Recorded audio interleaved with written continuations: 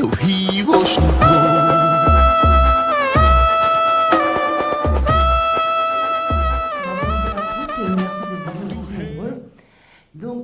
je vais d'abord inviter les participants à rejoindre la table.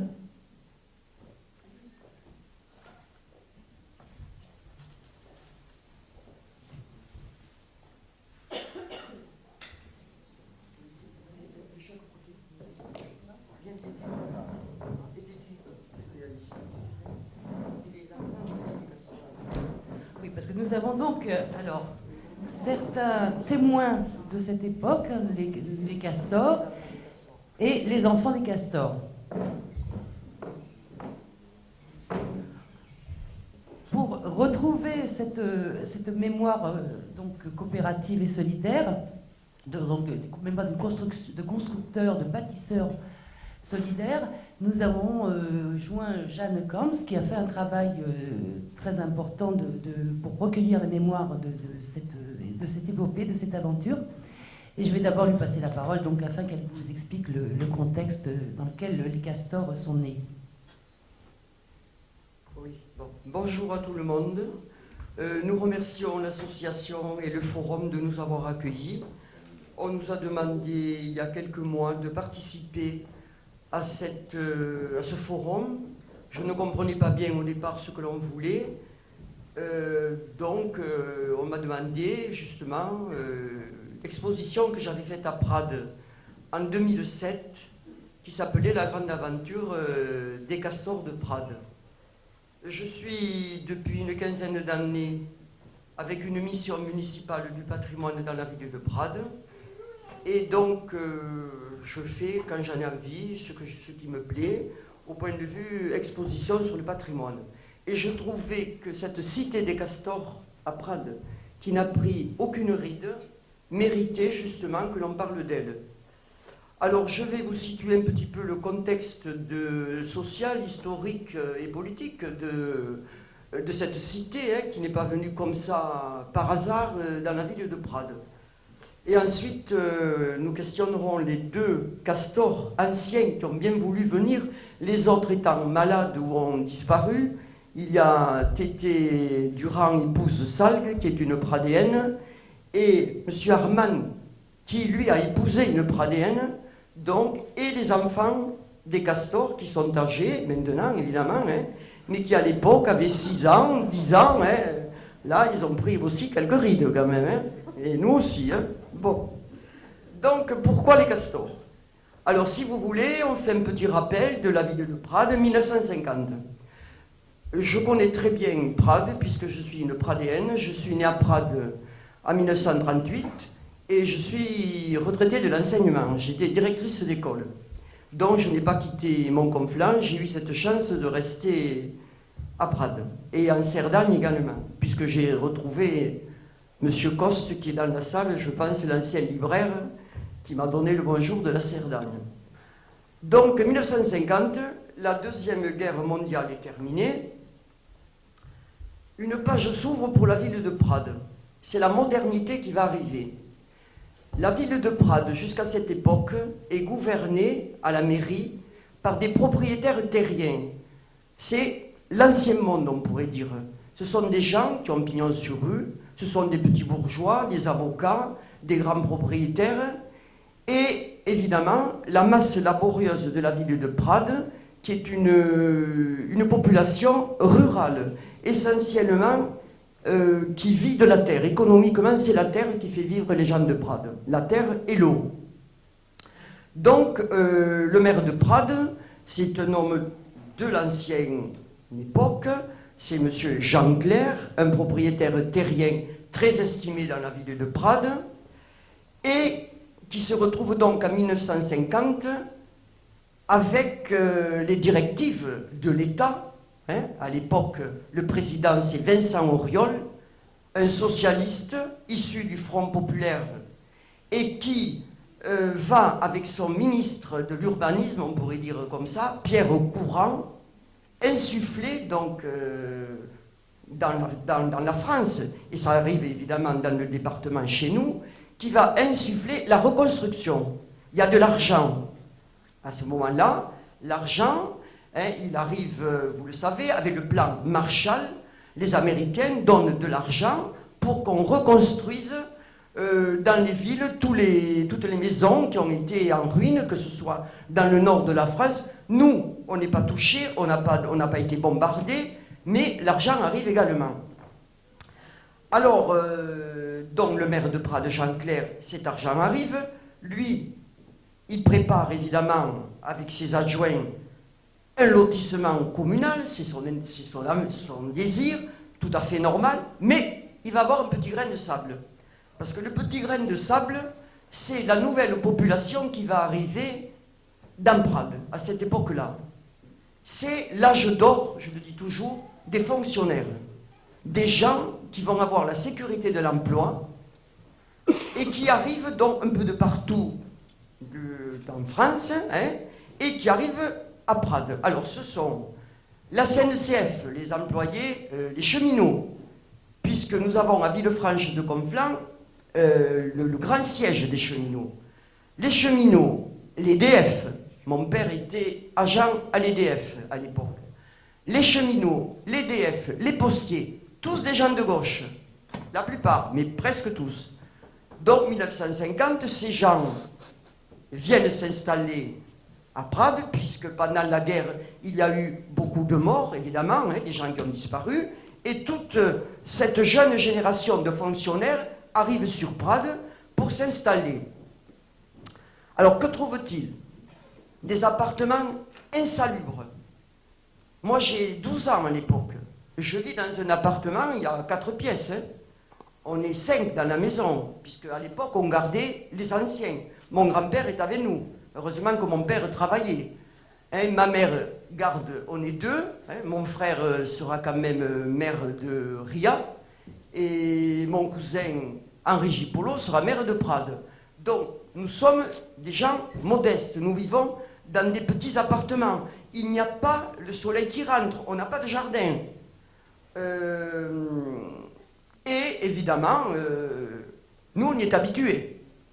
Mais les jeunes couples qui arrivent avec des jeunes enfants veulent autre chose. Alors, ces jeunes couples, c'est surtout la SNCF qui va bouger. Parce que eux, avec le train, ils peuvent se déplacer. Ils vont partout. Hein, le train, c'est gratuit pour eux. Donc, ils se documentent. Et parmi ces gens de la SNCF, il y a une personne très dynamique qui s'appelle René Burgès et qui apprend hein, avec le train. Hein, ils ont des contacts avec les cheminots de Paris, de partout, et ils apprennent qu'il y a un mouvement qui se constitue, qu'on appelle le mouvement des castors, que l'on peut construire des maisons en les faisant soi-même, en ayant de l'aide de l'État. Ouh là là. Donc, ces gens-là commencent à se renseigner. René Burgès est catalan, il est de Céré. Mais vont arriver également des gens du Nord, des gens de l'Est, dont le secrétaire, celui qui sera secrétaire de l'association des castors de Prades, la famille Auger, qui sera le secrétaire général des castors, et un trésorier qui est de Prades également, René Bataille. Alors, ces gens se documentent et proposent, en 1953, une réunion dans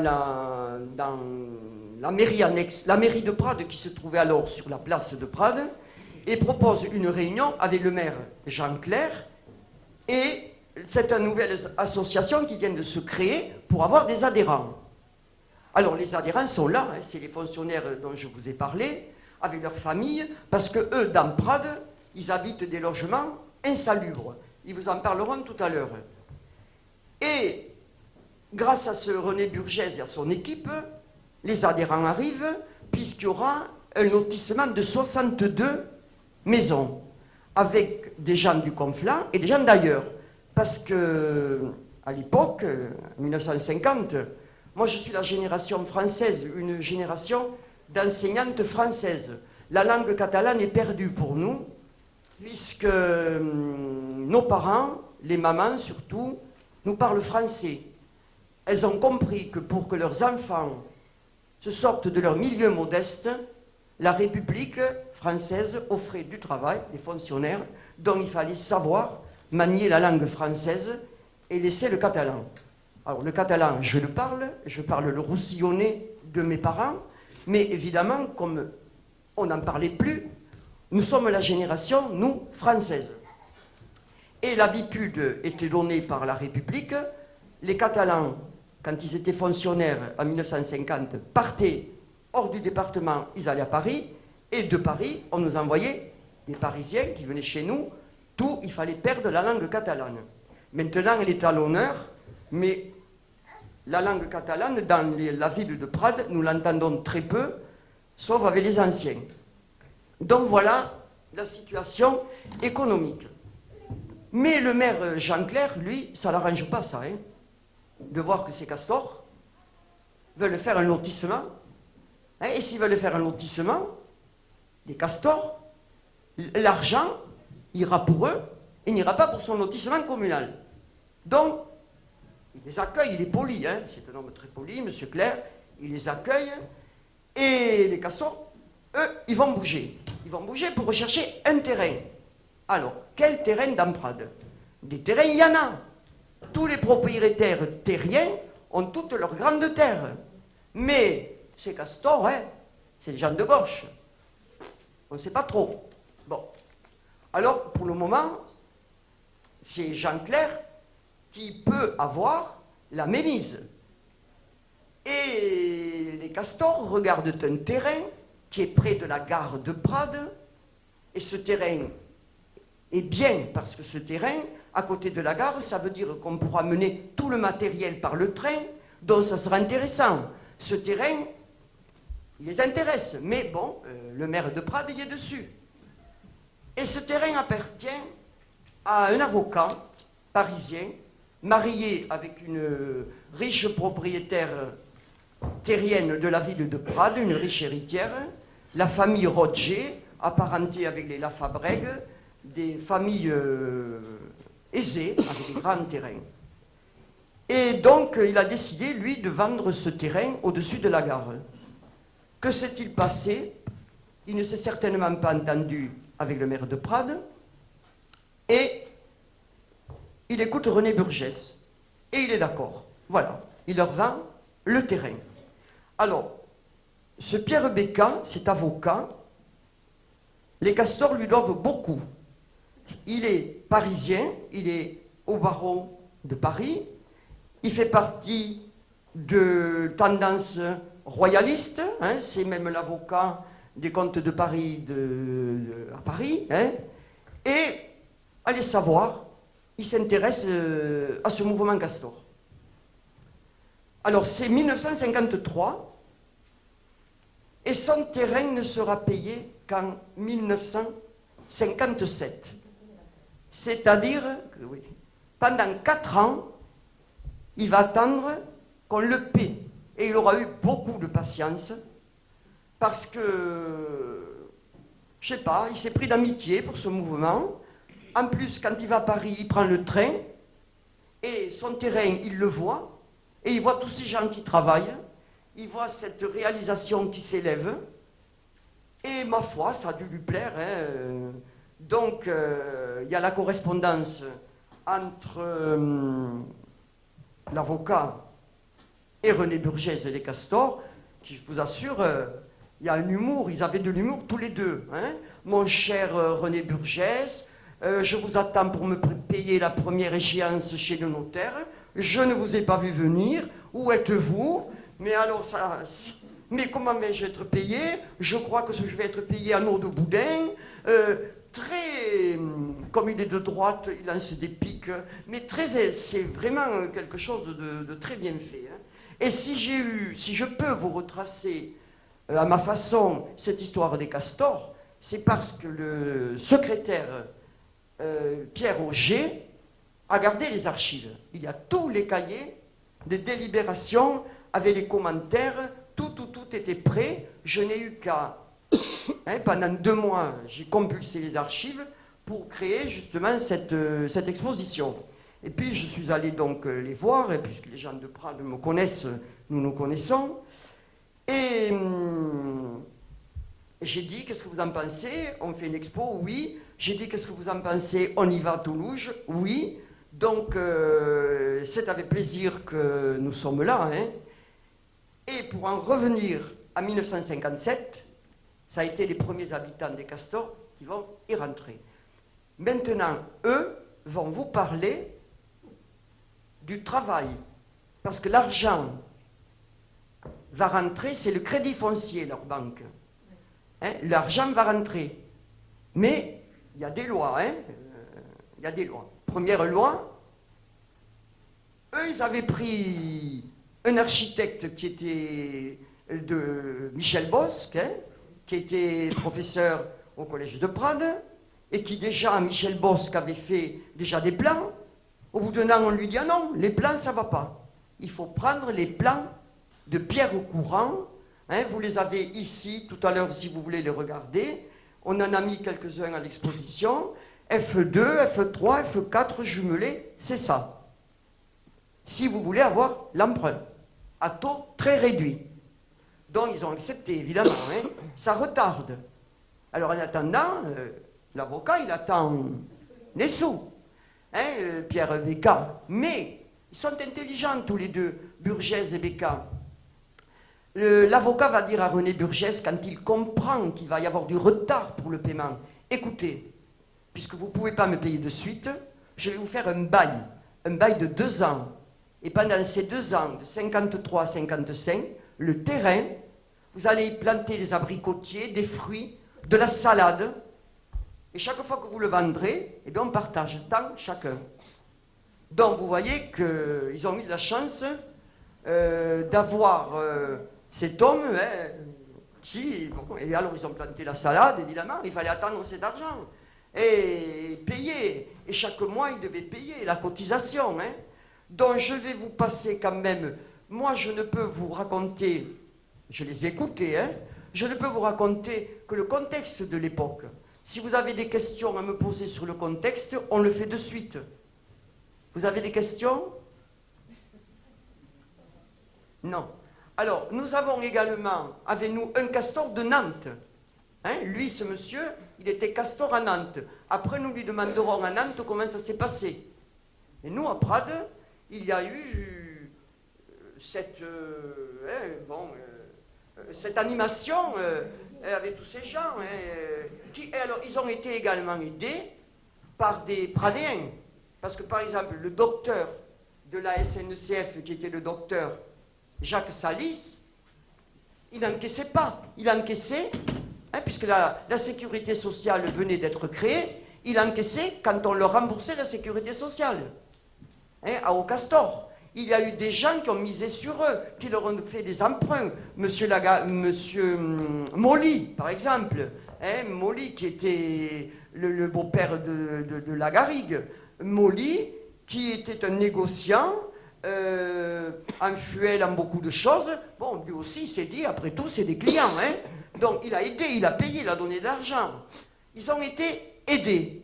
Et à la fin, il y a une très belle lettre de Pierre Becca à René Burgès qui lui marque « Cher ami, c'est une belle réalisation que les castors. » Voilà, je vais passer la parole.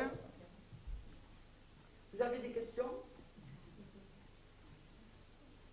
Bon, alors je vais passer la parole à Tété, à Thérèse Durand, épouse Salgue. Son mari travaillait à la SNCF.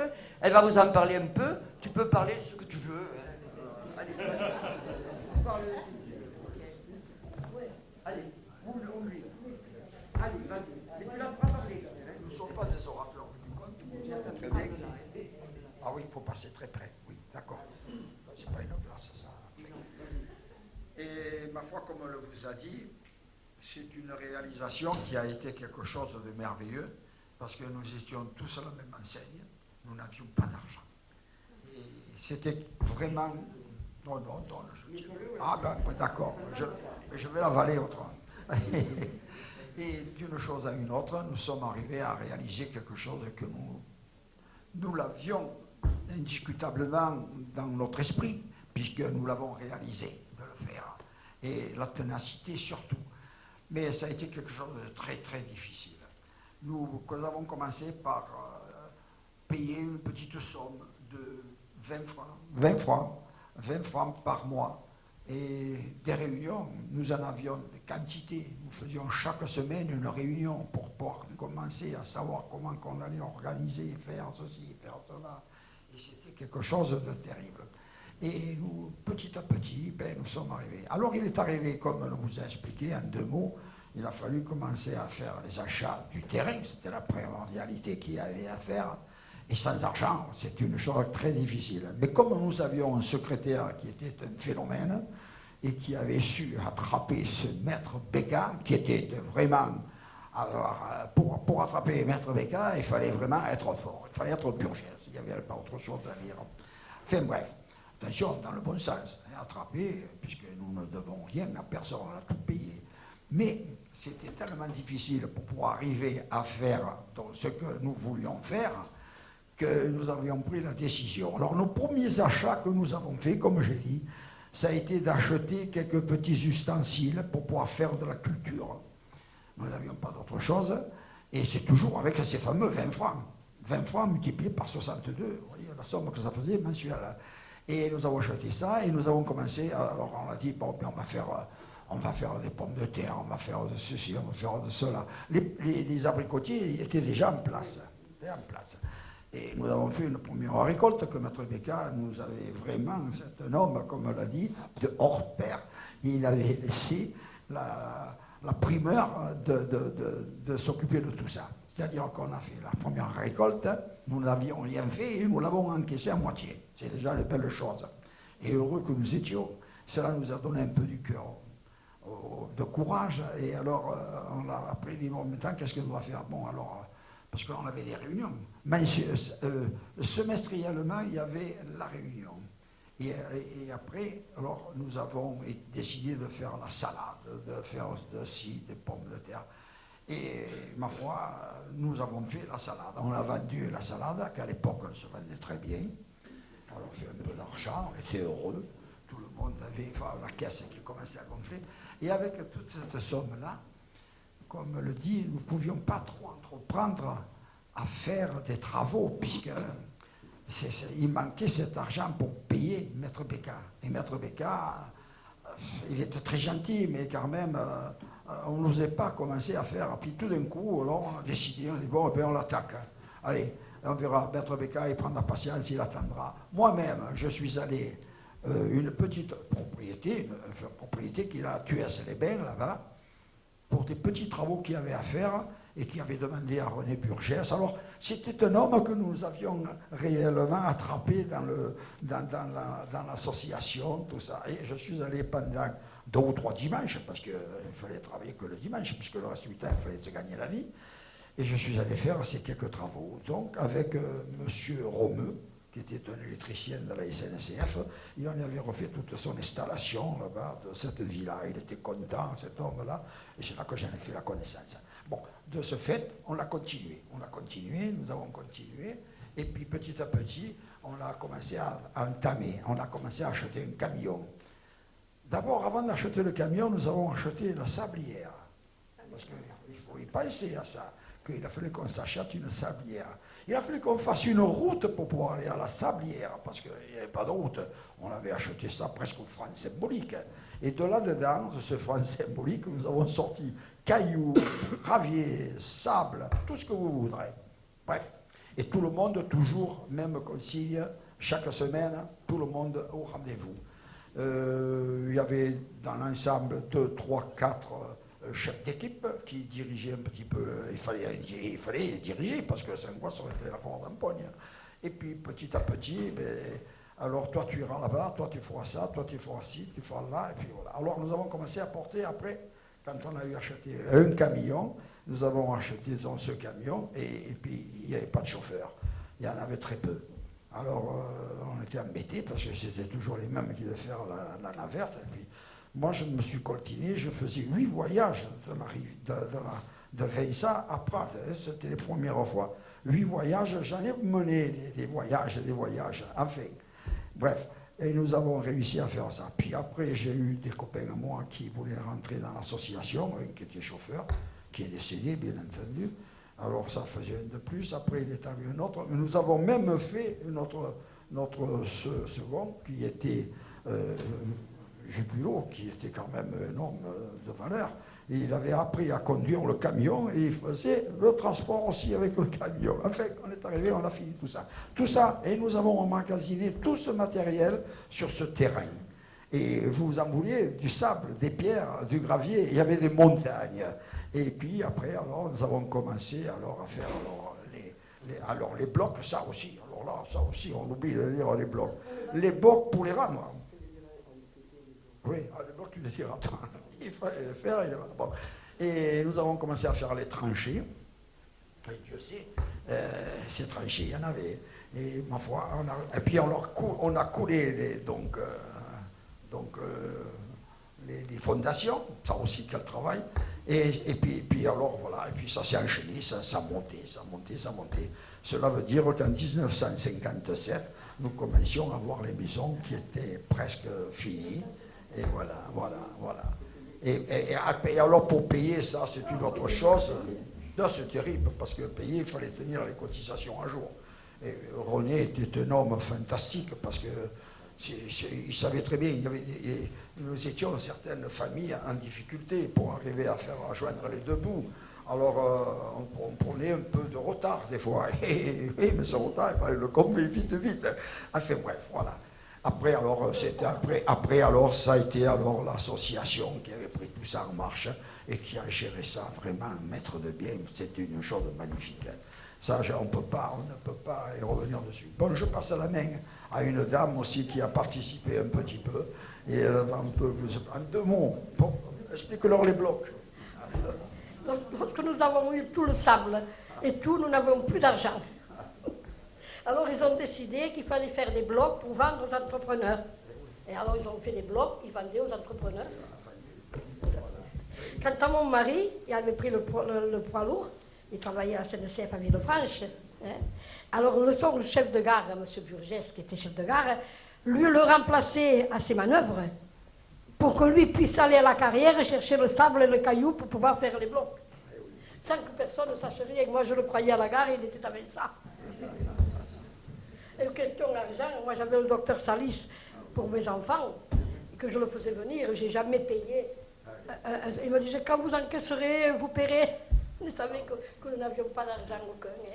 Enfin, c'était une bonne association. Puis on s'entendait très bien. 62 hommes, mais chacun son métier, tout le monde. Et si vous ne faisiez pas votre heure de travail, vous deviez la payer, ou vous la faire faire. Ça, c'était le règle. Il n'y avait pas autre chose à faire.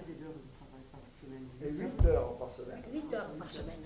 Mon mari faisait la gare, parce qu'il y avait des journées de repos, parce qu'il faisait des fois les matins ou les après-midi. En plus, mes parents étaient propriétaires, nous avions des propriétés, des salades, des pommes de terre. Alors il faisait, quand il avait 3 jours, il faisait 2 jours. Il faisait les 2 jours pour les castors. Le 3e, c'était pour chez moi, parce que moi aussi je travaillais la terre, 3 grosses petits. Enfin, ça c'est toujours bien. On s'est toujours très bien entendu. Alors, attends. En 1954, les castors ont commencé les fondations. Il y a les tuyaux. Mais en 1954, c'est l'hiver, avec la vague de froid et avec l'abbé Pierre. Alors, eux n'avaient pas prévu cela. Et toutes les fondations, les tuyaux, ont crevé. Donc, tout ça perdu. Comment faire?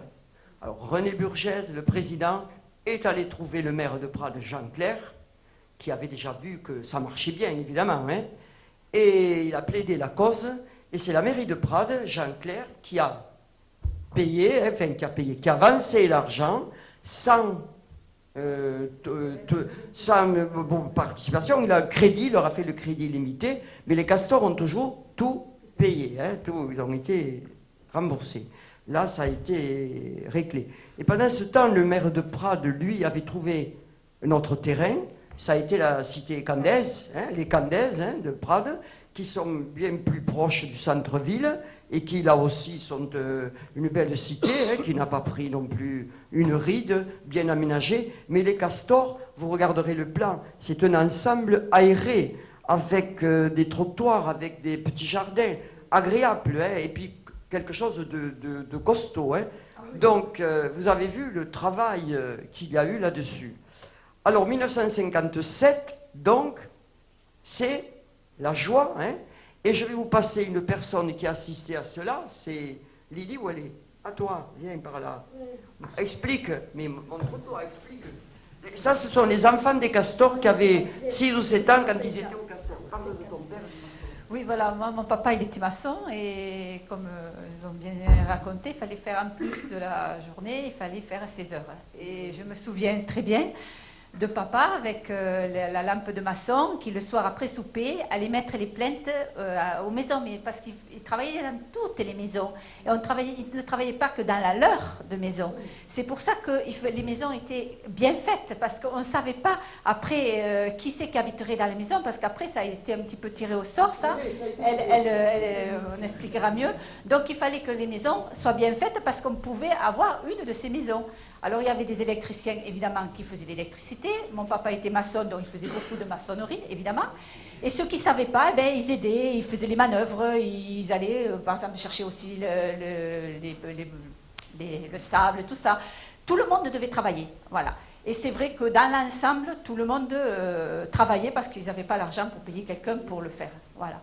Et c'est vrai que nous, on a vu nos parents, pour pouvoir payer ce peu d'argent qu'il fallait payer tous les mois, maintenant, pour nous, c'est vraiment des petites sommes. C'était monstrueux, voilà. Ils n'allaient pas manger, ils travaillaient toujours avec le ventre bien plein. Hein, et c'était beaucoup de pommes de terre et beaucoup d'autres choses, voilà. Parce qu'ils pensaient aux enfants pour que nous, on puisse un petit peu manger correctement, voilà. Et eux, ils travaillaient énormément. Ça a été une belle histoire et on peut leur dire merci. Parce que maintenant, on hérite de ces maisons qui sont vraiment des maisons. Vraiment.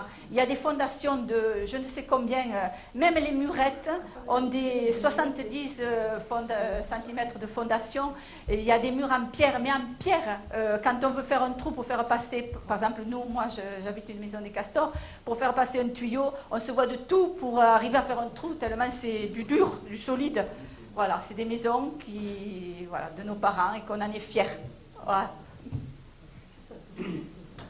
Je voudrais ajouter autre chose aux 8 heures de travail. Ces 8 heures de travail, en définitive, elles étaient obligatoires, mais il y avait dans les castors des gens qui ne se sentaient pas le courage de travailler, comme Robert Lapassa, hein, qui était le principal du collège. Alors il payait, hein, il faisait la comptabilité. Hein. Il y avait des professeurs, des intellectuels, comme Robert Lapassa, qui a été directeur de la revue Conflant, hein, une revue très cotée maintenant. Et lui, évidemment, M. Lapassa, l'appel, la truelle, c'était pas pour lui, hein, mais il se remplaçait comme ça.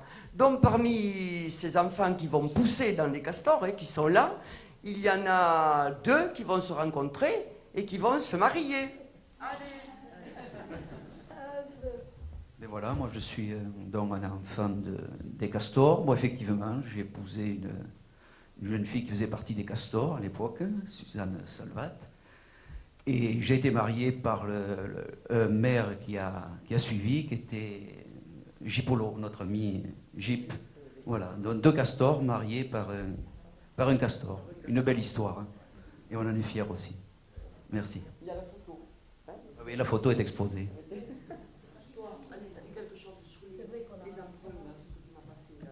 Les emprunts, moi je ne suis pas trop au courant. Moi j'avais 10 ans quand mes parents sont venus habiter au Castor. Donc moi, les choses dont je me souviens, c'est que nous habitions Vernet-les-Bains à l'époque. Mon père partait de temps en temps et on me disait il va travailler à la maison, il va travailler au Castor. Donc je me souviens très bien de toutes ces heures que devaient faire les hommes. Et ce qui m'a marqué peut-être le plus, c'est cette solidarité qu'il y avait entre toutes les familles, entre tous les hommes. Le tutoiement était de rigueur entre tous ces gens qui avaient travaillé ensemble.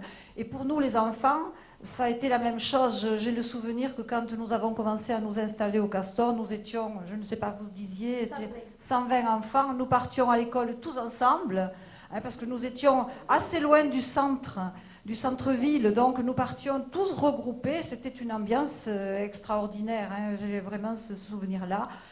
Et puis nos pères avaient pensé à tout, tout était prévu dans ce lotissement. Il y avait les canaux d'irrigation pour les jardins.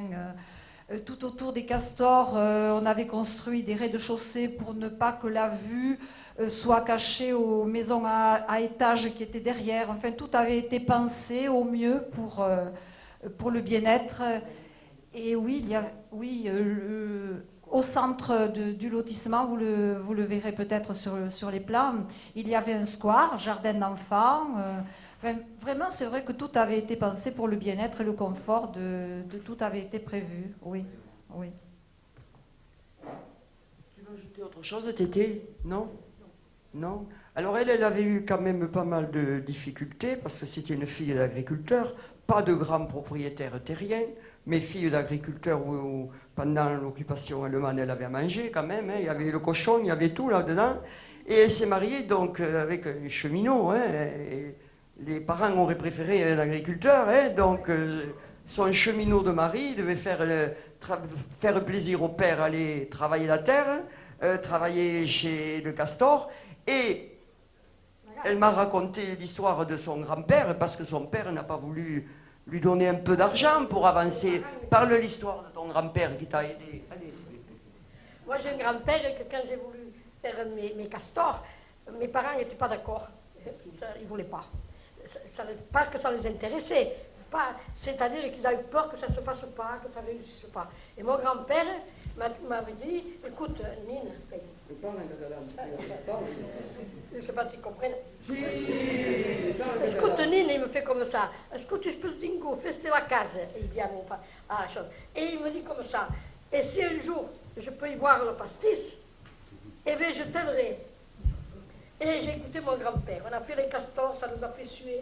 Et bien, il venait presque tous les jours voir comment ça grimpait, ce qu'on faisait. Et effectivement, je suis rentrée le jour de la Saint-Jean en 57. Et 2 jours après, il vient chez moi, au castor, voir son pastis, parce qu'il buvait le pastis. Il avait quand même âgé déjà. Et il me dit, Bénine, je te félicite avec moi et mon mari. C'est bien. Je te récompenserai. Effectivement, il m'a donné, je ne sais pas, une certaine somme, que je me suis acheté une cheminée, que je me suis fait mettre, et il m'a récompensé. Et il est parti heureux. Alors après, mes parents aussi, hein. Après, tout le monde était là, on a fait castor. Mais ça a été dur, enfin, on y est.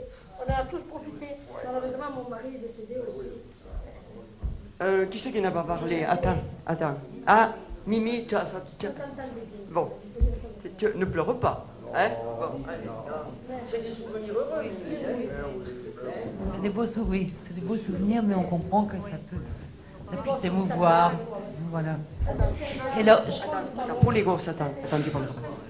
Pour les enfants des écoles, j'ai retrouvé dans les archives, quand vous alliez à l'école, vous n'étiez pas 120 en tout, hein, là-bas dedans, mais les enfants qui allaient à l'école groupés, comme tu as dit, il n'y avait pas de lumière. Le matin pour partir, hein, maintenant, regardez à quelle heure on part, il n'y avait pas les changements d'horaire à l'époque, donc ils partaient dans la nuit. Alors René Burgès, allez trouver de nouveau le maire de Prades, et alors, et si, et pourquoi, et comment, et oui, et on leur a mis la lumière tout le long du chemin pour qu'ils aient la lumière. Ils ont été quand même écoutés par la suite, hein, par les municipalités qui ont reconnu l'utilité et le travail fait par ces gens. Ce travail a été reconnu. Et moi, j'ai toujours cette phrase de Becca, quelle belle réalisation, cher ami. Il était cher ami à René Burgès. Hein. Parce qu'il avait fait beaucoup de bien, il avait beaucoup aidé. Mais il avait confiance. Confiance, non, ben ça y est, c'est moi qui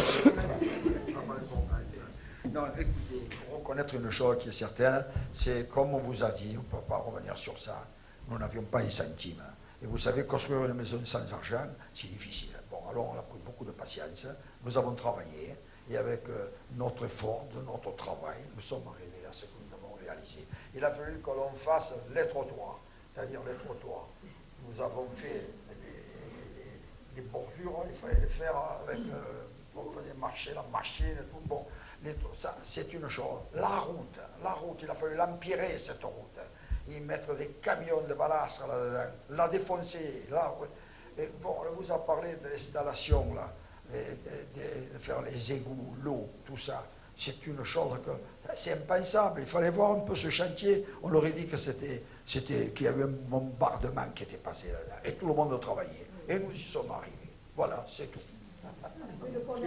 Et lorsque j'ai fait donc l'exposition que j'ai réalisée, cette exposition avec tous les castors qui sont venus, à Prades, il y a quelqu'un qui m'a posé une question très intéressante et qui m'a dit « Mais à notre époque maintenant, est-ce que vous pensez qu'une telle réalisation serait possible vu la solidarité qui régnait alors ?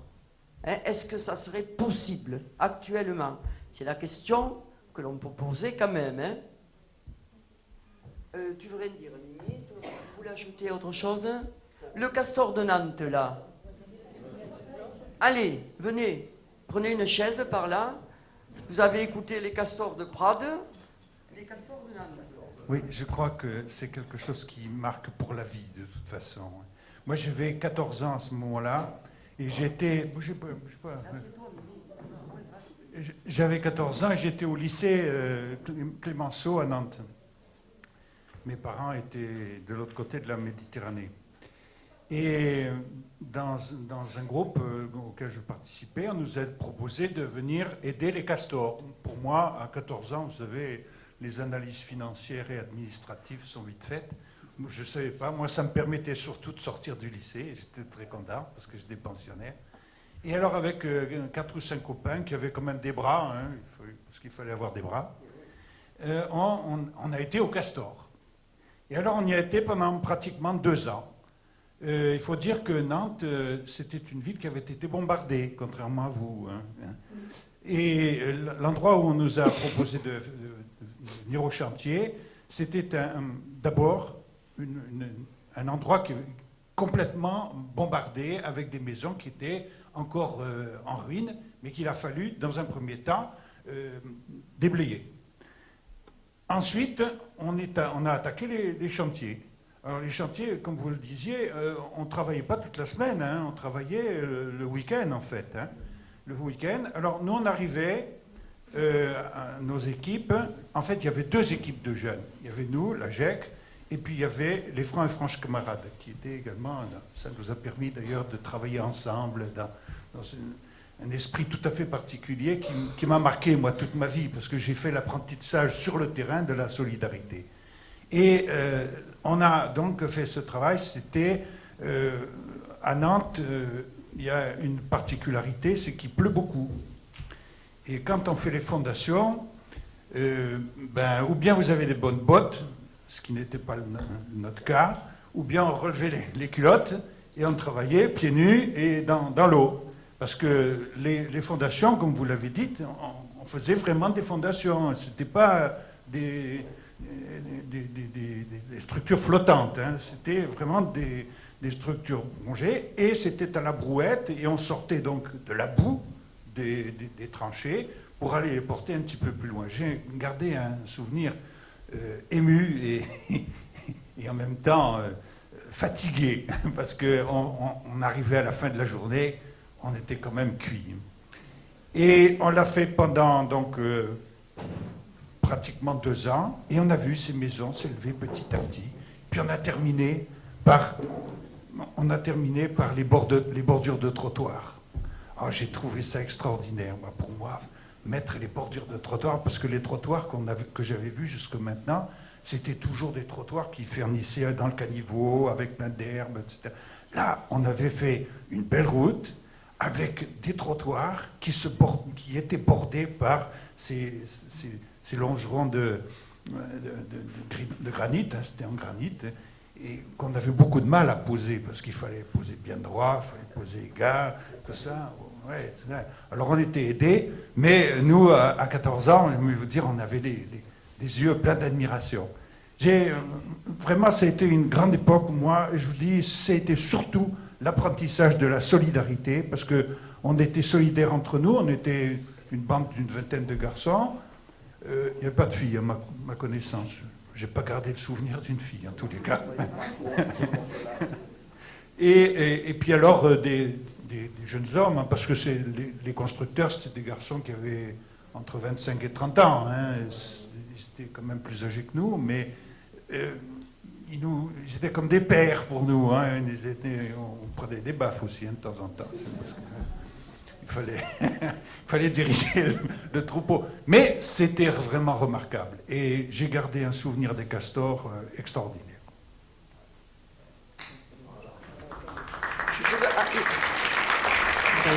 Je termine les aides. Ah oui, mais bon, ils applaudiront après.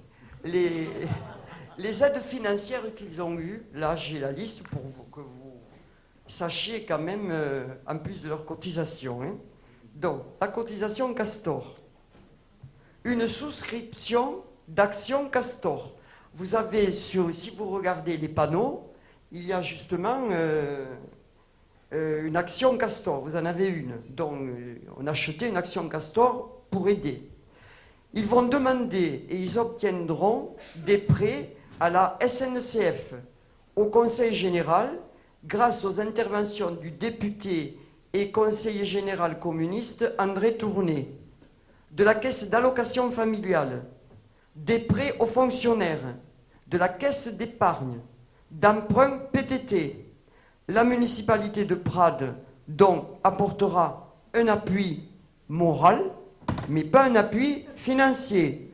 En effet, le maire de Prades, Jean Clair, est le vice-président, vous ne pouvez pas, hein, vice-président de l'Office départemental du logement à Perpignan, avec le sénateur Léon Grégory, qui en est le président.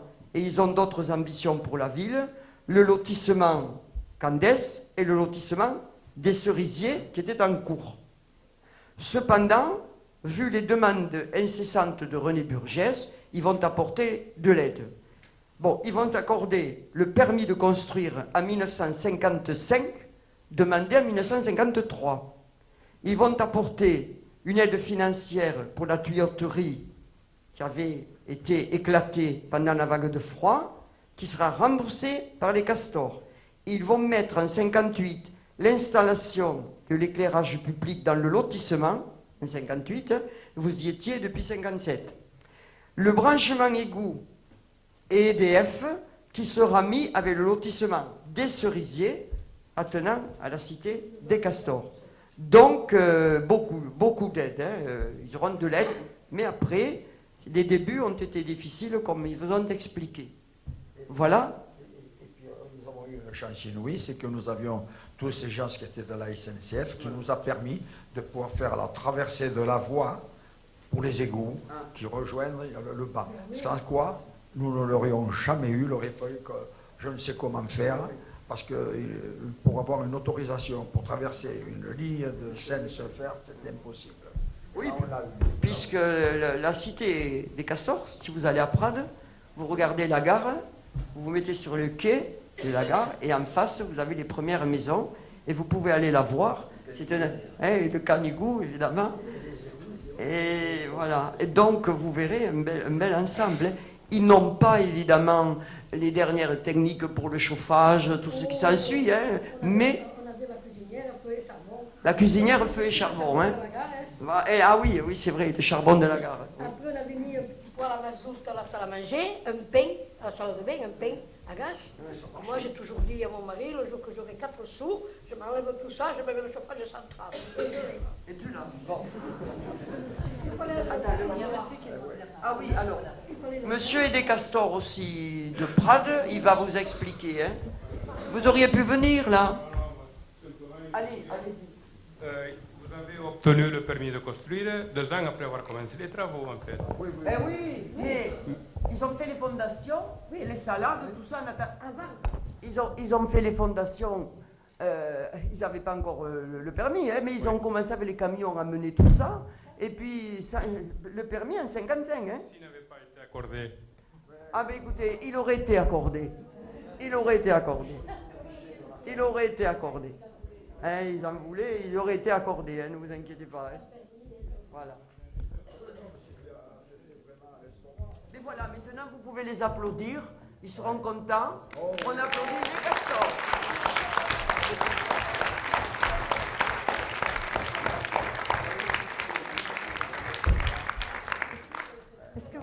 questions à leur poser maintenant. Moi, je suis la première, c'est ma cellule, c'est 4 ou 7.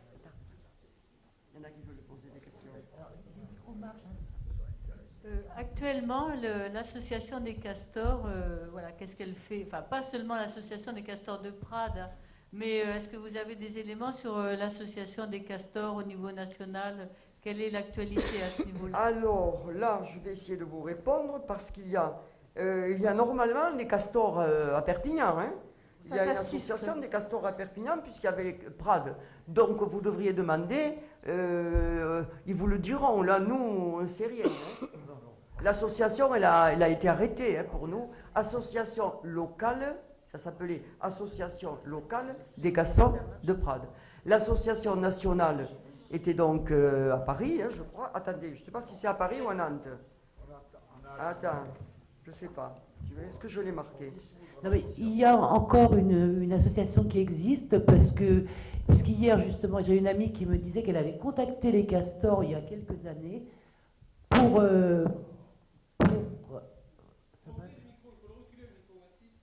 comme ça là ça va? Oui, donc elle avait contacté les castors pour obtenir un permis, pour qu'il y ait une couverture au niveau de l'assurance pour les personnes qui interviendraient sur le chantier de sa propre maison. Donc il y a apparemment une possibilité aujourd'hui encore de couvrir, entre guillemets, les gens qui viennent vous aider pour une autoconstruction grâce au castor. Mais j'en sais pas plus, là, il faudrait creuser l'affaire peut-être sur Internet. Oui, c'est au quartier Saint-Assisque, enfin Marie, tu as... Là, je parlais au niveau national. D'accord, oui, mais au quartier Saint-Assisque, il y a une rue des Castors et on n'a pas réussi à retrouver des témoins de ce quartier, donc... Ah, ça c'est Marie, elle est droite, elle. Qu'est-ce qu'elle veut, Marie? Merci. C'était aussi pour apporter une précision que les castors sont toujours vivants parce que j'ai des amis qui sont installés dans le Lot, là, qui étaient à Torignan avant, et ils travaillent aussi avec les castors du Lot pour leur maison et aussi en tant que particuliers puisqu'ils sont charpentiers et elle pose des enduits. Et sur Perpignan, tu sais quelque chose, Marie? Non, je ne suis pas renseignée du tout. Tu connais que dans le Lot? Oui, parce qu'ils sont partis là-bas et qu'on se tient au courant, quoi. Ouais.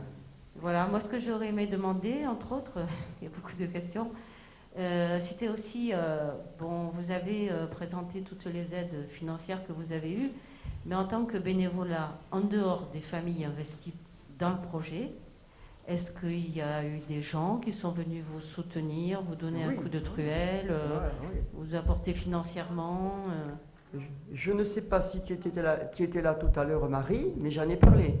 Tu étais là au début? Tu arrives en retard, Marie? Écoute-moi, Marie. De Prades, j'ai cité des noms, des gens qui ont apporté de l'argent. Hein. J'ai cité M. Molly, qui était un négociant, charbon, primeur. D'abord, il avait un petit commerce de légumes, et puis il vendait le fuel, le charbon. Et Molly était un homme visionnaire aussi. Hein. C'est le beau-père de la fille Molly, toujours à Prades. Hein. Elle s'appelle Madame Lagarigue, je ne sais pas. C'est l'oncle de Gilbert Coste. Hein. Voilà. Hein. Donc c'est un homme qui a apporté de l'argent liquide, hein, qui a aidé, hein, sans papier, sans rien. Hein. Bon, c'était évidemment, comme j'ai dit, peut-être leur clientèle potentielle pour après, hein, puisqu'il y avait le mazout et tout, mais ils ont aidé. Oui. Et puis le docteur Salise, hein, la place devant la gare de Prades, la place porte le nom du docteur Salise, le docteur de la SNCF, qui, comme a dit Tété, n'encaissait pas, hein, il attendait que le remboursement de la sécurité sociale. Oui, il y a des gens de Prades qui ont donné de l'argent pour eux. Voilà. Qui ont donné de l'argent, mais je pense qu'au niveau du travail, ça ne s'est pas passé comme à Nantes, voilà. Où donc il y avait ce groupe de jeunes qui aidaient les castors. Au niveau des castors, il n'y a pas eu d'aide manuelle au niveau du travail. Il y a eu des aides financières ou sous d'autres formes, mais pas d'aide au niveau du travail. Oui. C'était pas peut-être l'époque pour qu'il y ait de l'aide manuelle, parce que vous étiez quand même 62 familles.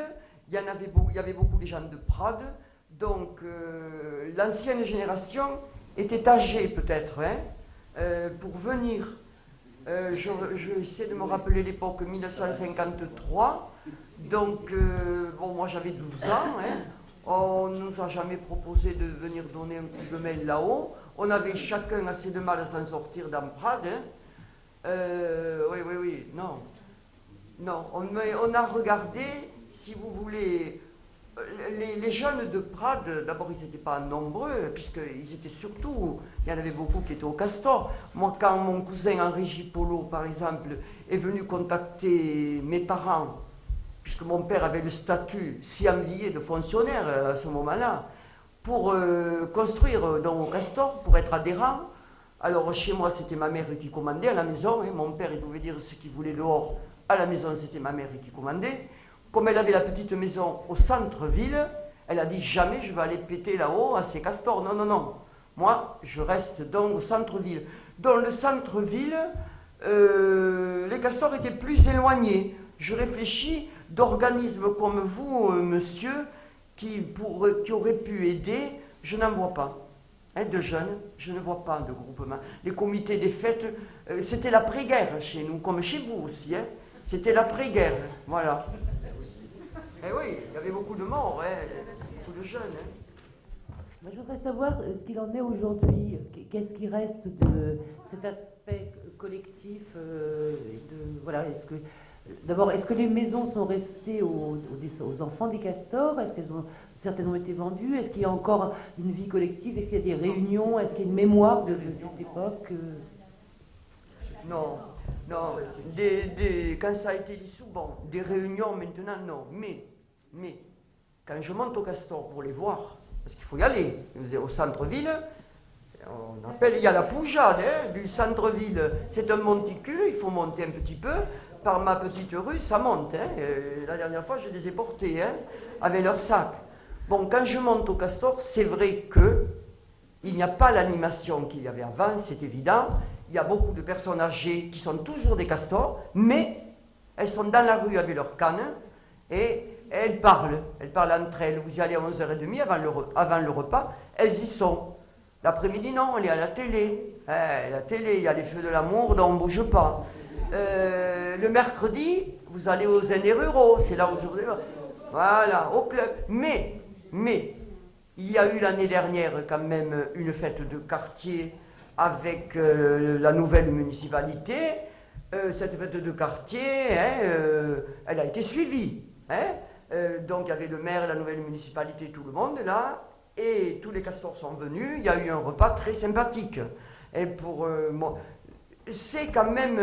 et je regrette une chose, que je regrette moi, c'est quand j'ai demandé donc à la municipalité à l'époque de Jean-François Denis, quand je lui avais demandé de mettre le nom du square, tu sais, là, avec René Burgès, square René Burgès, président fondateur de la Cité des Castors. On aurait dû mettre les deux noms, René Burgès et Pierre Becca.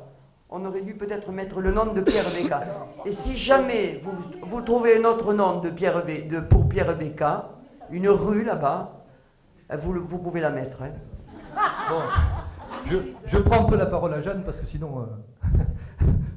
non, je promets, Jeanne, je promets que ce que tu... Ouais, mais je peux pas... Je vous promets devant Jeanne, donc l'équipe, donc on va donc rajouter, comme tu l'as souhaité, ce panneau supplémentaire avec les deux noms. Donc je pense que c'est un oubli de la part... Non, c'est pas un oubli, c'est que nous, on n'y a pas pensé. D'accord. C'est nous, Jean-François Denis, il n'était pas de Prades, il ne savait pas tout ça. Hein. C'est les anciens qui nous en rappelons. Hein. C'est pas les nouveaux. Hein. Non, la plaque qui y est, elle reste comme elle est, président fondateur René Burgès. Mais si vous avez une allée, n'importe quoi, avec au Castor, pensez à Pierre Becca. Il le mérite, un rond-point. Le rond-point. Hein? Ah. Ces maisons qu'on dit maintenant qu'est-ce qu'elles deviennent, c'est vrai que... Prends ça. C'est vrai que malheureusement, beaucoup de castoriens, comme on les appelait, sont partis, ont disparu. Et malheureusement, les enfants ne sont pas restés dans la ville pour le travail, sont partis. Et ces maisons se vendent. Voilà. Il y a très peu de maisons des castors disparues qui sont restées aux enfants. Voilà. la rue où elles sont, comment elle s'appelle cette rue? La rue de Lourdes, Quelle est cette rue? la rue Castor, c'est la rue des Mimosas. La rue des Mimosas, parce que là c'est vivant, il y a Aimé, il y a tout le monde, tu sais. Ah, c'est la rue des Castors. Ah oui, oui. Non, c'est pas une question, c'est juste un petit témoignage. En 86, moi j'étais dans le Gard, donc j'ai adhéré au Castor. Comme il n'existait pas dans le Gard, j'ai adhéré à ceux de Perpignan qui existaient. Et ce que je peux dire, bon, évidemment, j'ai travaillé tout seul, mais je connaissais avant les Castors pour leur système de solidarité, ça me paraissait intéressant. Bon, malheureusement, je n'ai pas pu bénéficier d'une aide, comme on pourrait dire, matérielle de leur part, simplement de conseils techniques et aussi d'une assurance pour les gens qui travaillent eux-mêmes sur leur propre chantier, ce qui n'est pas négligeable, et aussi de pouvoir disposer d'un document technique sur la construction qui est une véritable encyclopédie de la construction et que vendaient les Castors à ce moment-là. Voilà. Et qui était vraiment un ouvrage à la fois complet, intéressant, qui permettait à n'importe qui n'était pas du métier de pouvoir envisager de construire une maison. Est-ce qu'on pourrait imaginer que ces maisons qui se vendent, avant qu'elles se vendent, ou même maintenant, qu'il y ait une plaque souvenir, ça fait un peu vieillot, peut-être morbide, mais une plaque souvenir avec voilà, une trace du mot, de l'année, des années qui... Mais elle y est la trace, puisque le square porte le nom de René Burgès. Non, mais sur chaque maison... Je disais, madame, qui sont en train peut-être les nouveaux propriétaires n'apprécieraient pas. Ah bah oui, mais c'est une question de témoignage et d'engagement. On peut mettre les noms, le nom des Castors, les 62 noms. Là, on s'adresse au maire adjoint de Prades. C'est à lui qu'il faut le demander. On verra. C'est vrai qu'il y a beaucoup d'enfants dans les familles et que pour qu'ils récupèrent, ils vendent des maisons pour se donner chacun la part. Mais il en reste quand même des Castors anciens, il en reste quand même. Aujourd'hui, on a malheureusement des malades. Ah oui. On devait être davantage, mais...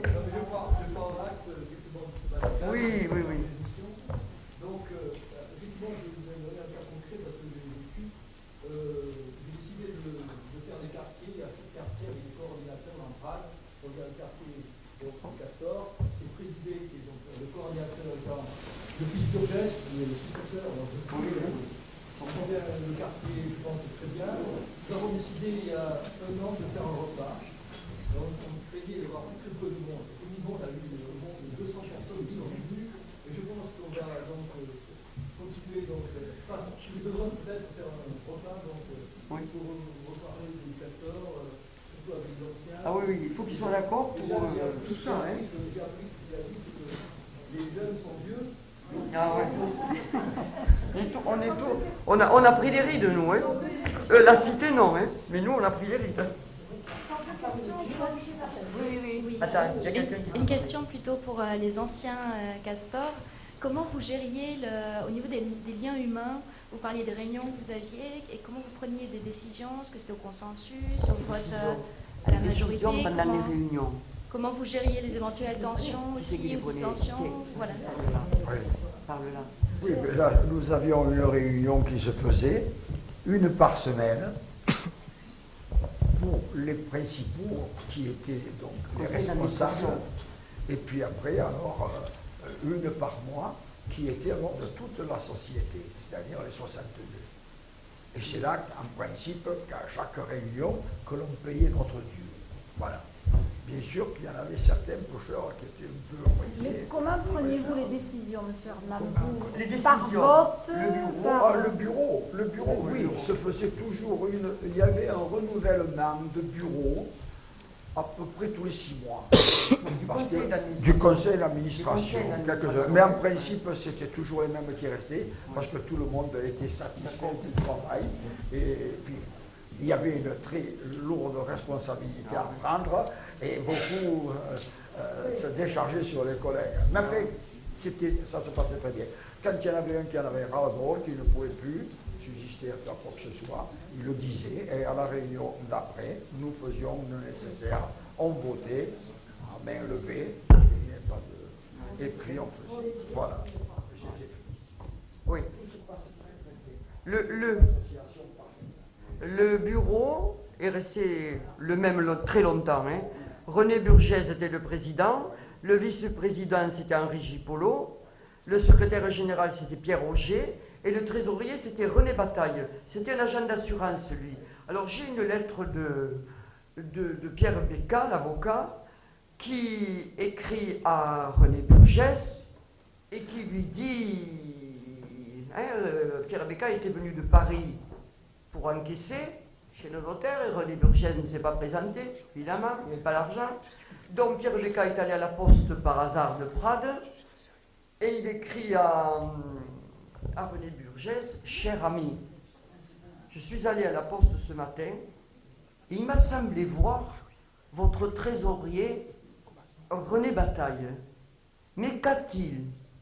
Est-il myope? A-t-il un strabisme convergent? Cet homme ne m'a pas vu, mais moi je l'ai bien vu. C'était le genre de lettre qu'envoyait, parce que ceux qui étaient au bureau, c'est eux qui encaissaient les coups, évidemment, comme s'ils ne le voyaient pas. Et puis le conseil d'administration, là, quand ils ont démarré, il y avait Monsan, Léther, Baldé, Lucas, Fourique, Bénézet, Chevalier, Villardeil, Labaume, Sicard, Rive. Et c'est ceux-là, évidemment, qui vont être changés chaque 6 mois, puisque tout le monde est participé. Hein. Mais c'était du travail, on leur faisait confiance, je pense, à ces gens. Je me rappelle, là, c'est que lorsque nous avions pris la décision d'entreprendre les grands travaux, la finition, nous avons fait appel donc à tous les entrepreneurs de Prades. Il n'y en a pas un seul de dehors. Même il y avait de tout petits artisans qui s'étaient associés pour pouvoir prendre un petit lotissement à faire, c'est-à-dire deux maisons ou 4.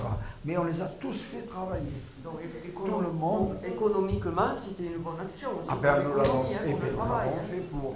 Et il y avait une autre chose, c'est que lorsqu'on devait prendre une décision assez importante pour les travaux et autres, à ce moment-là, nous avions une réunion. Cette réunion, c'était la réunion qui se faisait semestriellement.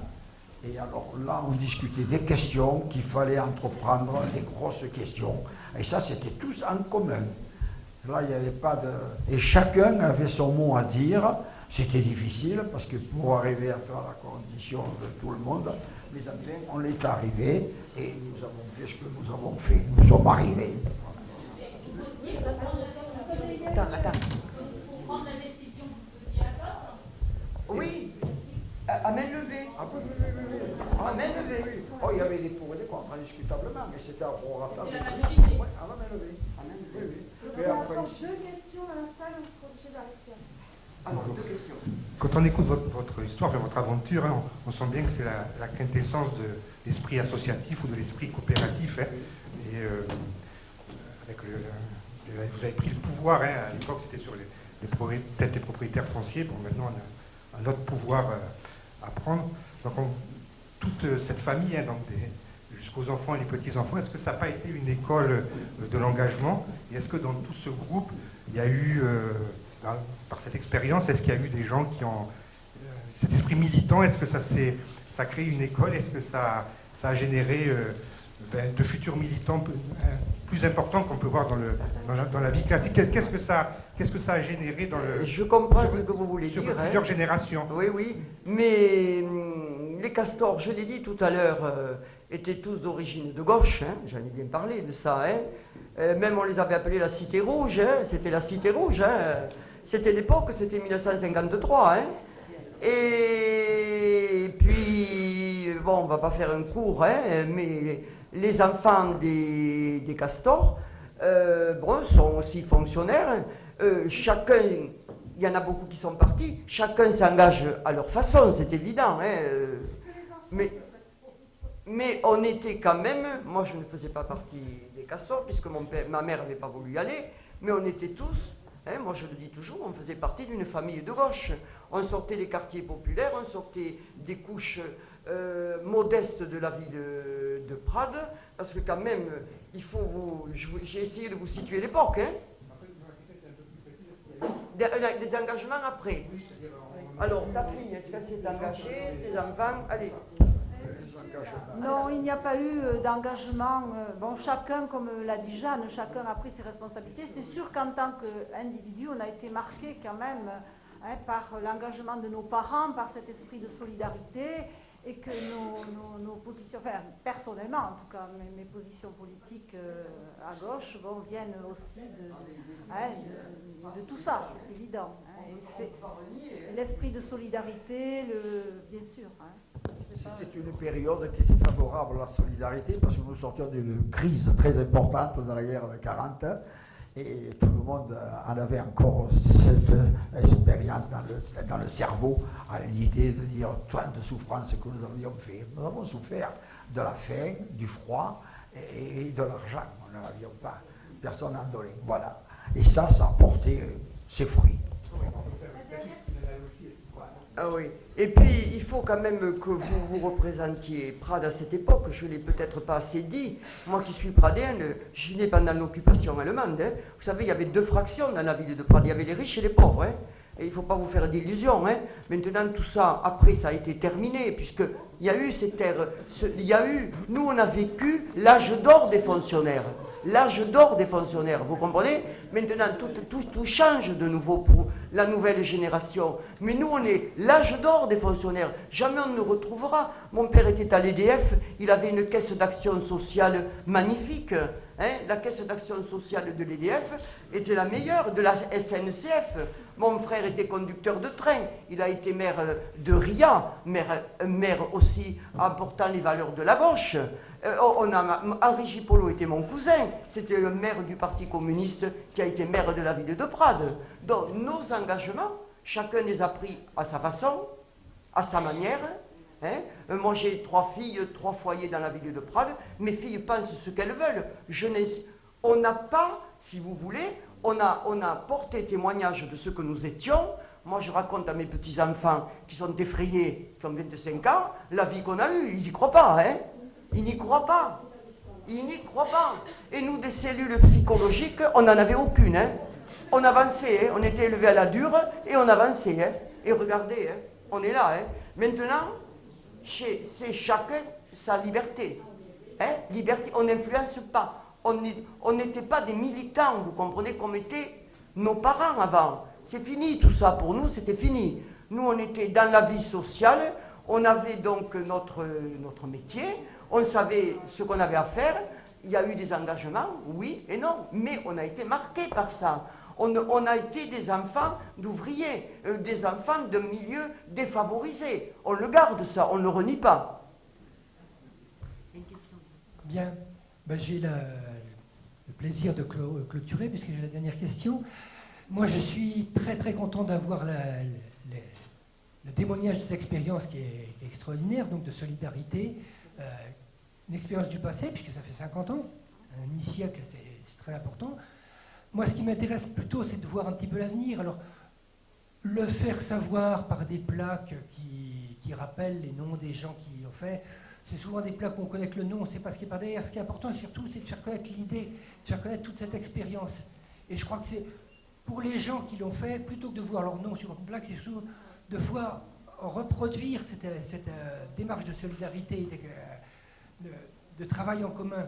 Oui, bon. C'est ça qui est important. Et ce que je voudrais surtout, c'est savoir, pour l'avenir, qu'est-ce qui peut se passer.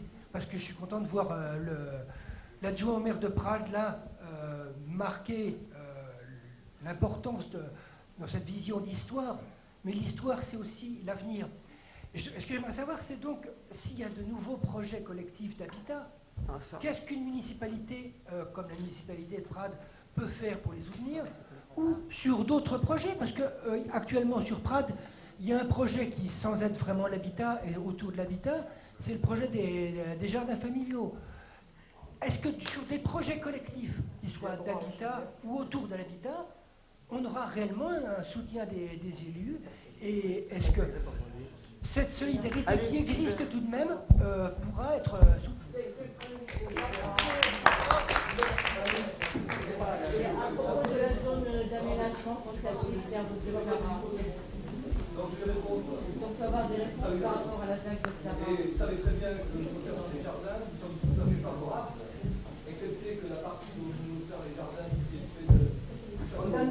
prochaine t'en parler.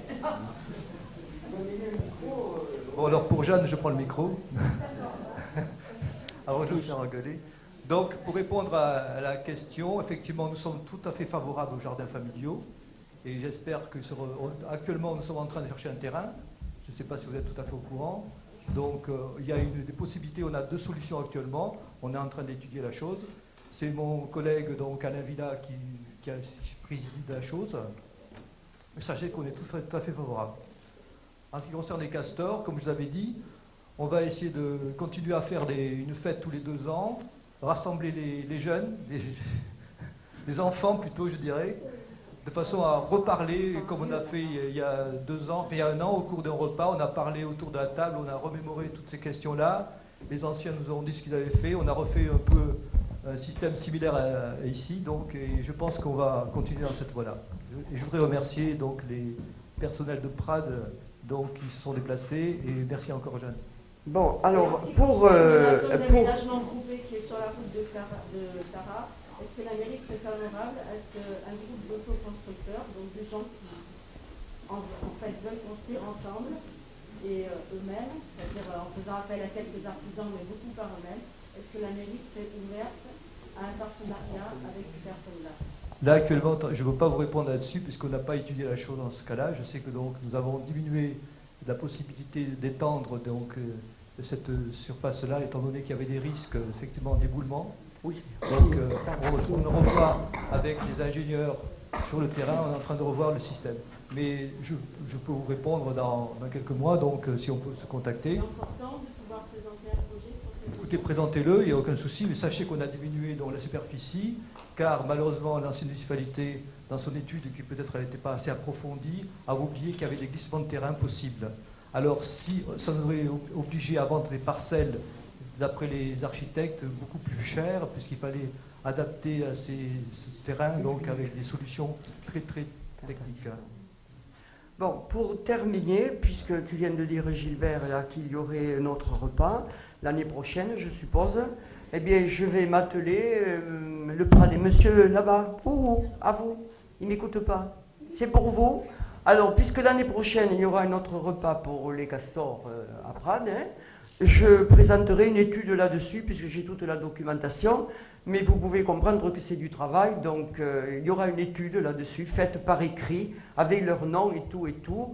Je vais m'en occuper auprès de la mairie de Prades pour qu'ils le disent et qu'on offre aux castors et aux gens qui veulent lire l'étude. C'est du boulot, vous le savez, un de plus pour ma mission municipale du patrimoine, depuis 15 ans.